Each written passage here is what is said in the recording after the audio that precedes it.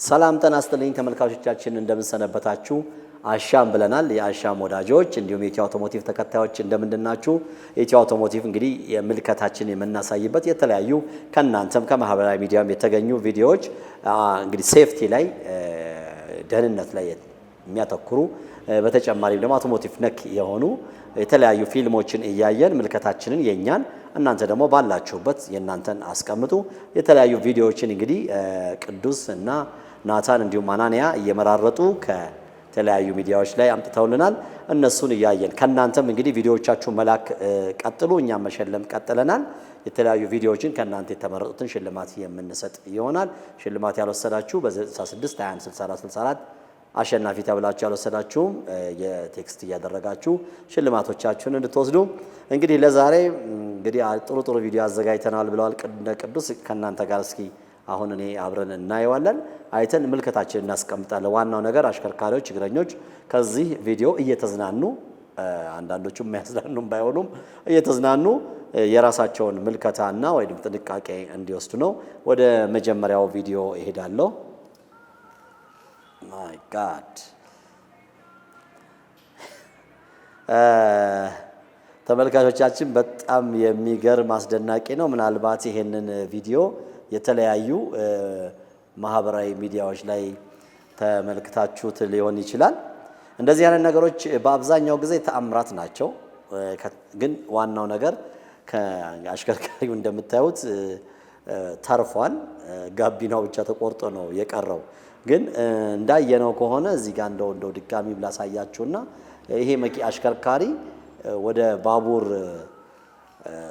ጣቢያው ላይ ገብቷል ሲገባ አይ ቲንክ ይሄኛው ዘግቷል እርግጠኛ ነኝ ከሱም ከዛ ምልክት አልፎ ካልመጣ በስተቀር እዚህ ሀዲድ ውስጥ ሊገባ አይችልምና ብዙ ጊዜ አሽከርካሪዎቻችን ጥንቃቄ ማድረግ አለባቸው ምናልባት ባቡር ሀዲድ ላይ ሲገቡ ምልክቶች አሉ ድምጾች አሉ እነዚህ ሁለቱም ባይኖሩም እንኳን ተመልካቾቻችን ማየት ያለባችሁ ነገር ወደ ባቡር ሀዲድ በመንገባበት ጊዜ ከፍተኛ ጥንቃቄ ያስፈልጋል መጽሐፉም ላይ እንደሚለው እንደውም ከ6 እስከ 12 ኪሎ ሜትር ይላል አንዳንድ ቦታ ላይ ማርሽ እንኳን አትቀይር ነው የሚለው ለጥንቃቄ ማርሽ አትቀይር ምክንያቱም ባለህ ማርሽ ሁለተኛም ሆነ ሶስተኛም ከሆነ በቀነሰ ማርሽን ቀናንሰ እዛ ከደረስክ በኋላ ማርሽ ልንቀይር ስንል ጊር እምቢ ሊለን ይችላል አልገባም ሊለን ይችላል እና ባቡር ላይ በመንገባ ጊዜ በጣም አደገኛ ነው ጥንቃቄ ያስፈልገዋል አሽከርካሪዎች ደግሞ የራሳቸውን የሚወት ነው እንግዲህ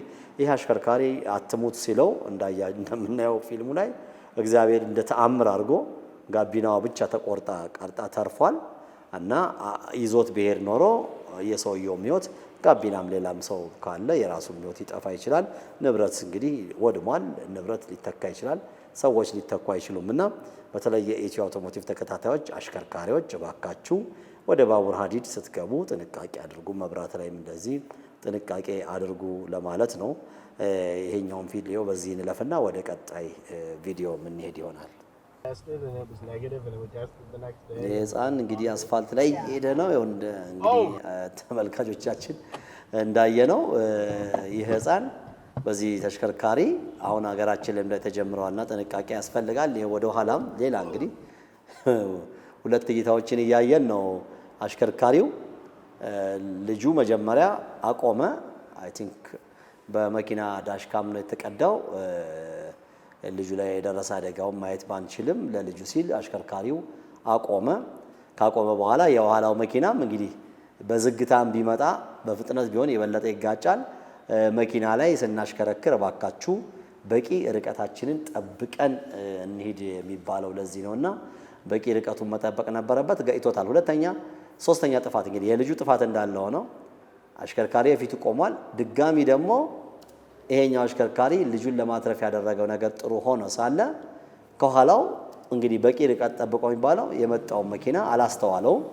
ወደ ኋላ ሄዶ እንደገና ያኛውን መኪና ገይቶታል ለዚህ ነው በቂ ርቀታችንን ጠብቀን እንሂድ የሚለው ህጉ አገራችን ላይም እንደዚህ ስኩተርና ስኪት ቦርድን የሚያሽከረክሩ ልጆች መጥተዋል ባዶውን የተሽከረከረ የሚሄደው በእግር የሚያሽከረክሩትና ይሄ ደግሞ መሪ ያላት ስኩተር እሷን ይዘው የሚሄዱ ልጆች በብዛት እየበዙ ነው በተለይ ወደዚህ ወደ ሲኤምሲ ሀያት አካባቢ እንደዚህ ወደ ሰበታም አካባቢ ወደ አቃቂም እንዲህ አይነት ነገሮች በስተዋል።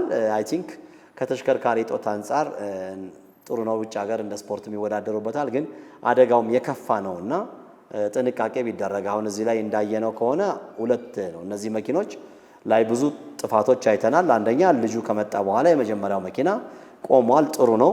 ግን ከኋላ የመጣው በቂ ርቀቱን ስላልተጠበቀ ስለተጠጋው መኪናው ይሄኛው ደግሞ ሁለቱን ስፖኪዎች ስላላየ ተመልሶ ከልጁ ለመሸሽ ወደ ኋላ ሲሄድ መኪናውን ገይቶታል ማለት ነውና ስለዚህ ስኩተር ወይም ስኬትቦርድ ይዛችሁ የምትሽከረከሩ ህጻናት፣ ወጣቶች፣ ወላጆችም የነሱ ወላጆችም ጥንቃቄ አድርጉ። ብዙ ሰዎች ከፍተኛ አደጋ ነው የሞት አደጋ ነው ብዙ ጊዜ የሚያጋጥመው።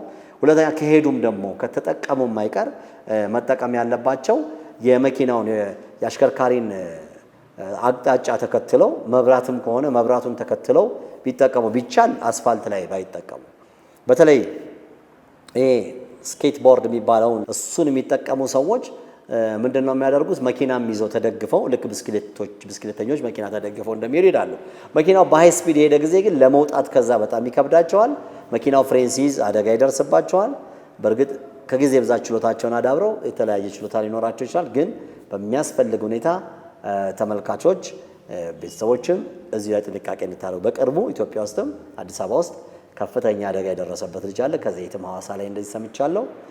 ህይወታቸውም የሚያልፍበት ሁኔታ አለና አሽከርካሪዎች ብቻ ሳይሆን እንደዚህ አይነት የሚጠቀሙ ተሽከርካሪዎች የሚጠቀሙ ብስክሌት የሚጠቀሙ አሽከርካሪዎች የአሽከርካሪንና የተሽከርካሪን ሴፍቲ ጠብቀው ቢያሽከረክሩ፣ ህግ አስከባሪዎችም ቢሆን በተቻላቸው አቅም ቸልተኛ ከመሆን ራሳቸው ጥንቃቄ አድርገው ይሄንን በጥንቃቄ እንዲወስዱበት።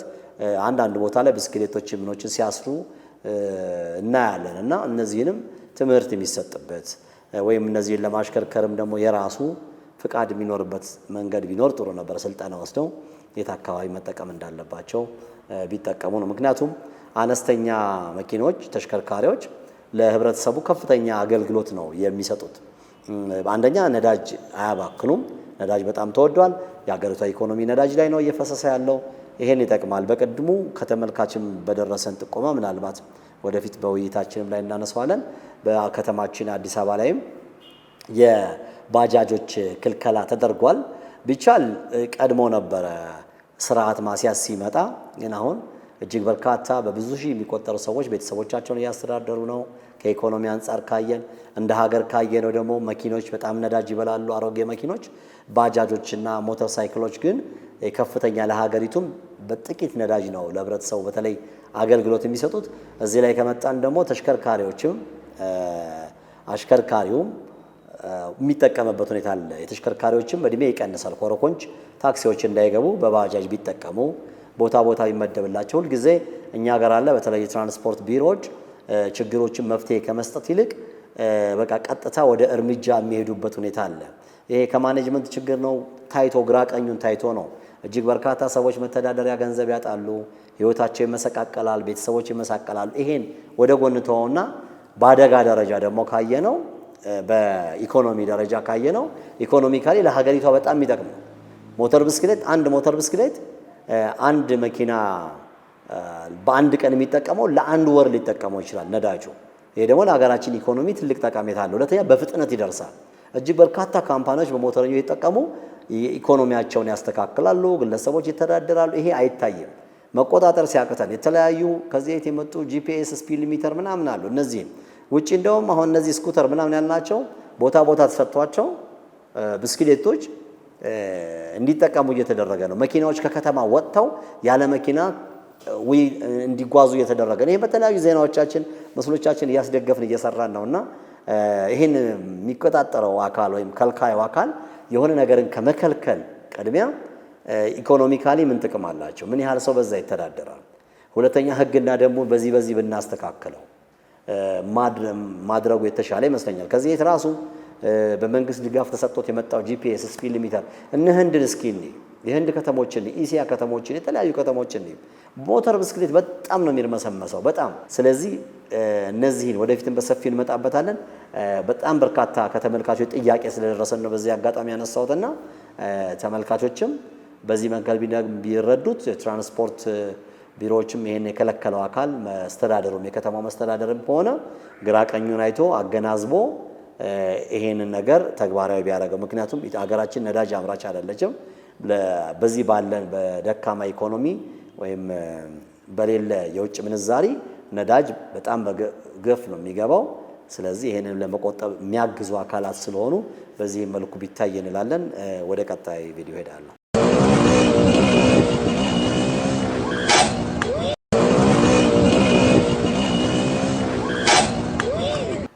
እንግዲህ ተመልካቾቻችን ይሄ የቀበጡ ዕለት ሞት አይገኝም ነው የሚባለው። እንደዛ ነው የምናስተውለው። ምክንያቱም ይሄ ሞተር ብስክሌት የሚያሽከረክር ላይ ብቻ አይደለም የምናየው።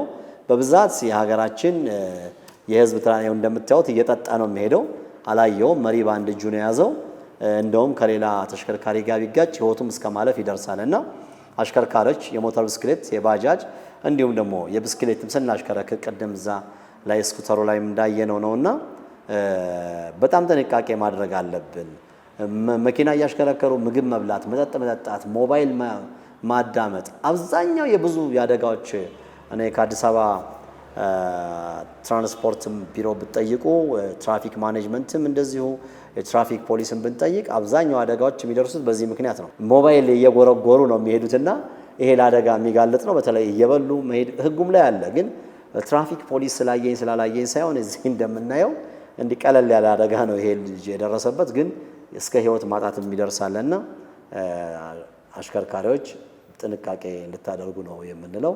ይሄ ዋናው መማማሪያ ነው። በዚህ ፕሮግራም ላይ ኮሜንት፣ አስተያየት መስጠት የምትፈልጉ ሰዎች ካላችሁ ይኸው በ66 21 64 64 ይሄ ፊልም ማስተማሪያ ይሆናል ከማህበራዊ ሚዲያ ነው ያገኘሁት ብላችሁ ወይ ደግሞ ከራሳችሁ የቀረጻችሁት ከሆነ ከፍተኛ ሽልማት አለ። ሽልማት እንሰጣለን። በ66 21 64 64 በቴሌግራም ላይ ላኩልን። ወደ ቀጣዩ ፊልም ሄዳለሁ። እንዲህ ነው እንግዲህ አፍሪካ ውስጥ ተመልካቾቻችን እንደምታዩት በተለይ ሀገራችንም ላይ እንደዚህ አይነት ነገሮች በስፋት ይስተዋላሉ። የመኪናውን አቅም ባላገናዘበ ርቀቱን ባላገናዘበ ሁኔታ ነው። እዚህ ላይ አደጋ እንዳለ ሆኖ አደጋ ላይ ብዙ ጊዜ የምናወራው ነገር ነው። አደጋ እንዳለ ሆኖ የመኪናውን መጎዳት እንግዲህ መኪናዎች ኢን ሚሊየን ነው የሚገዙት። ግን እዚህ ላይ አሽከርካሪና ባለ ንብረት የሚባል ነገር አለ። እኛ ሀገር በብዛት ውጪዎች እንኳን ራሱ አሽከርካሪው ባንክ ተበድሮ መኪና መግዛት ስለሚችል ቀለል ያለ ነገር ስለሆነ ባለቤትና አሽከርካሪ የሚባል ነገር ብዙም የለም። ቀጥታ አሽከርካሪ መኪናውን መግዛት ስለሚችል ማለት ነው በብድር። ግን እኛ ሀገር ምንድነው የኔ አይደለም የሚል አለ። አሽከርካሪዎች ምን ጊዜም ብዙ ጊዜ አይቀየሩም በህይወታቸው። እኔ ስለማቅ ነው የአሽከርካሪውን ዓለም ይሄ የኔ ንብረት አይደለም ብለው የማታከብረው ከሆነ ፈጣሪም አንተን አያከብርህም። ንብረት የራስም ባይሆን የዛሬን ገቢ ነው የምናየው። ዛሬ ብዙ ሚሊዮን ብዙ ሺዎች ብሮች ታገኝ ትችላለህ። ግን መኪናው ሲጎዳ ባለቤቱ ላይ ይችላል። አንዳንድ ባለቤቶች አሁን ጥሩ ነው ጂፒኤስ እየገጠሙ ስፒድ ሊሚተር እየገጠሙ ንብረቶቻቸውን ይቀጣጠራሉ። አንዳንድ ባለ ንብረቶች ደግሞ ዝም ብሎ ነው የሚሰጡትና አደጋም አለው። የራሱን የሹፌሩን የረዳቱን አደጋ የሌላ ሰው አደጋ ከመጨመሩ በተጨማሪ መኪናው ምን ያህል ይጎዳል ነው። ምናልባት አሁን ይሄ ቀላል ነገር ሊመስል ይችላል። መኪኖቹ ግን በራሳቸው ባላንስ ጠብቀው እንዲሄዱ ነው የሚሰሩት። በራሳቸው ባላንሳቸውን ጠብቀው እንዳይገለበጡ ሆኖ ነው። ሁለተኛ የጭነት ክብደት አላቸው የሚሰጣቸው። ሊብሬው ላይ ማየት አለበት አንድ አሽከርካሪ ምን ያህል ጭነት ነው። ምናልባት ትንሽ ትርፍ ሊሰጡት ይችላሉ ቀንሰው። ይሄንን በደንብ አስተውለን ማሽከርከር አለብን። እንደዚህ አይነት ነገሮችን ደግሞ ትራፊክ አየኝ ያየለኝ አይደለም። በተለይ ክልል ላይ ያላችሁ የህግ አስከባሪዎች ለህሊናችሁ ብትገዙ ብዙ መረጃዎች ይደርሱናል። ክልል ላይ ገንዘብ እየሰጡ ስለሚያልፉ ይሄ ግልጽ እየሆነ ነው። አብዛኛው አሽከርካሪና የቁጥጥር ሁኔታው አናሳ ስለሆነ ራሳቸው ተቆጣጣሪዎችን የሚቆጣጠራቸው ደግሞ ሲቪል የለበሰ አካል መንግስት ቢያስቀምጥ ጥሩ ነው። በጣም ብዙ ምሬቶችም ስለሚመጡ እንደዚህ አይነት ህገወጦች እንደ ልብ የሚሄዱበት ሀገር ሆኗል። ህገወጥ ያልሆነው ደግሞ ተይዞ ብዙ ሺህ ጥያቄዎች የሚጠየቅበት ሁኔታ ስላለ ይሄ ነገር ደግሞ እንግዲህ በጣም በዓለም ትንሽ መኪና ያለው እኛ ሀገር ነው። ትልቁ ጉዳት ግን የሚያስመዘግበው ሀገር ነውና እንዲህ አይነት ነገሮችን ራሳቸው አዲስ አበባ ላይ ከሆነ ለፖሊስ 991 ደውሎ ማሳወቅ ይቻላል።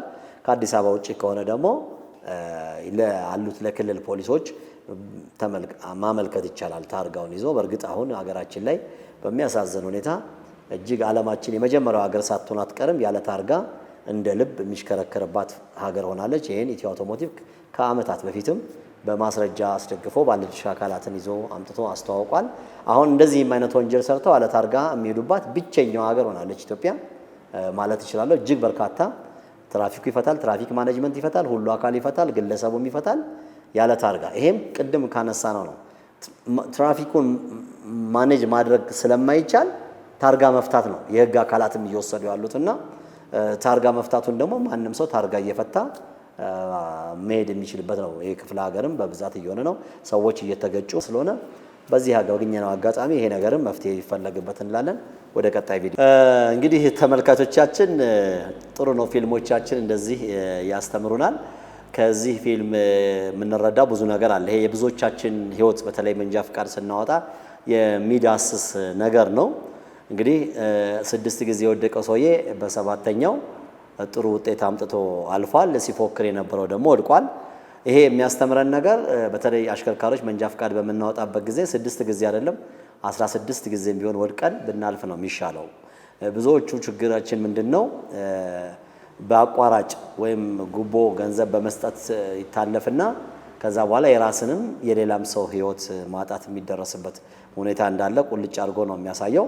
ሁለተኛ ደግሞ ነገሮችን በጣም አሁን እንደወደቀው አክተር አቅልሎም ያለማየት በጣም ተጨናንቆም አለመግባት ነው። ወደ መንጃ ፍቃድ በምንሄድ ጊዜ ብዙዎቹ በጣም ብቃት ያላቸው ፈተናውም በጣም ከመጓጓት ወይ ገንዘብ ላለማውጣት ድጋሚ ጊዜም ስለሚያባክን ትምህርቱ ጊዜ ላለማውጣት በሚል በጣም እየተጨናነቁ እየገቡ እጅግ በርካታ ልጆች ማለፍ የሚገባቸው በትምህርቱ ሰዓት በከፍተኛ ሁኔታ አልፈው በቃ ይሄ በጣም ያልፋል የተባሉ ልጆች ይወድቃሉ።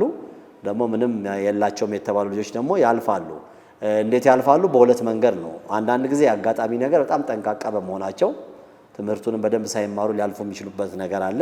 አንዳንድ ጊዜ ደግሞ ያው እንደሚወራው አፍሪካ ውስጥ በተለይ ሀገራችን የተለያየ ጊዜ አንዴ ጠበቅ አንዴ ቀለል እያለ በሙስና የሚያልፉም አሉ። በተለይ ትንሽ አዲስ አበባ ላይ ይሻላል፣ ክልል ላይ ሄደው የሚያወጡ አሉ።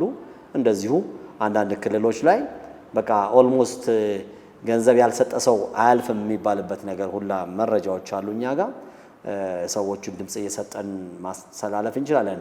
ያው በዚህ ብዙ ማስተማር አንችልም በሚል ነውና መንጃ ፍቃድ ላይ ስንሄድ ፊልሞቻችንም ጥሩ ነው በዚህ አይነት መንገድ እያዋዙ እያስተማሩን ነውና ፊልሞቻችን ላይ ያሉት ነገሮች ግን በእውነታ ያሉ ነው። በእውነታው በገሃዱ ዓለም ያሉትን ስለሆነ የሚያሳዩን በዚህ መንገድ ብንመለከተው የሚል ነው። ወደ ቀጣይ ቪዲዮ ሄዳለሁ።